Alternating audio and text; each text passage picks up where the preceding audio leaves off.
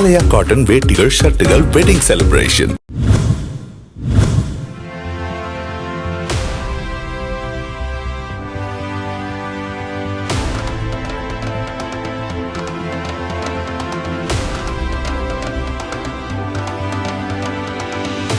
நெல்லை மாவட்டம் கூட்டப்பனை, நவ்வலடி, கூடுதாழை, உவரி உள்ளிட்ட கடற்கரை கிராமங்களில் பிரச்சாரத்தில் ஈடுபட்ட ராதாபுரம் தொகுதி திமுக வேட்பாளரான சபாநாயகர் அப்பாவுவை பெண்கள் ஆரத்தி எடுத்து வரவேற்றனர்.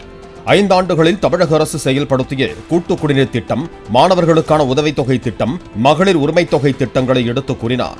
திமுக ஆட்சி அமைத்தவுடன் பழைய நடைமுறைப்படி 100 நாள் வேலை திட்டம் நடைமுறைப்படுத்தப்படும் என அப்பாவு உறுதியளித்தார்.